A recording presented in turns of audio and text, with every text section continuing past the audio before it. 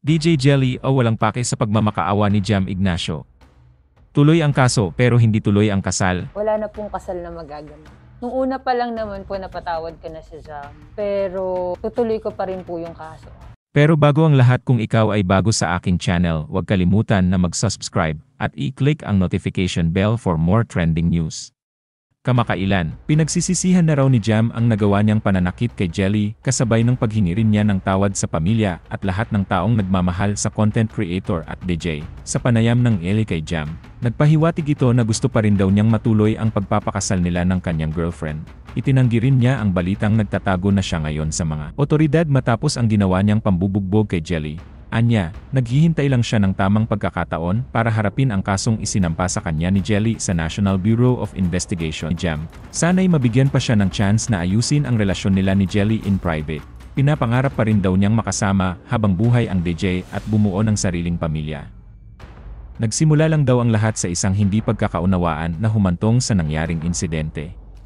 Dala na rin daw siguro ito ng matinding pagod. Sa panayam, hindi rin siya nagdalawang isip na ipahayag ang kanyang pagnanais na makasal pa rin sa babaeng club na si DJ.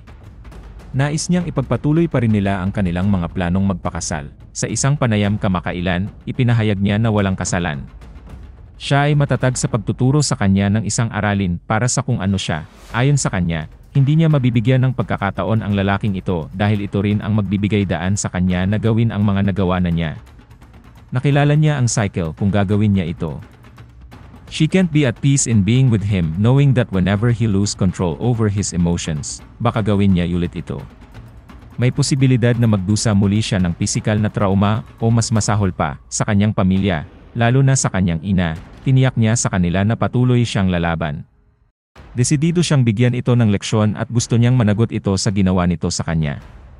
Wala na pong kasal na magaganap. Hindi na po matutuloy yung mga napag-usapan namin dahil po sa nangyari. Nung una pa lang naman po napatawad ko na si Jam. Pero tutuloy ko pa rin po yung kaso. Hindi po pwedeng napuno lang siya. Paano po pag pinagbigyan ko pa po siya ng second chance? Paano pag napuno po siya ulit sa akin? Gagawin niya ulit yon mas grabe pa. Respeto na lang din po sa magulang. Sobrang na-trauma din po yung mama ko. Parang gabi-gabi po siya umiiyak. Hindi ko kaya na ganun yung nanay ko. Siya na lang yung natitira sa akin eh. Nang dahil dun sa nangyari sa amin ni Jam, critical pa yung nangyayari sa nanay ko ngayon. Yung pagmamahal ko, syempre nandito pa din. Pero syempre, hindi naman pwedeng love lang yung papairali natin. Sa ngayon, tinatanggap ko naman po yung sorry niya, pero gusto ko pong bigyan ng leksyon si Jam sa ginawa niya sa akin. Sa mama ko po, saka sa mga kamag-anak ko, sa mga kapatid ko, wag na po silang masyadong mag-alala. Ilalaban ko tong kaso na to.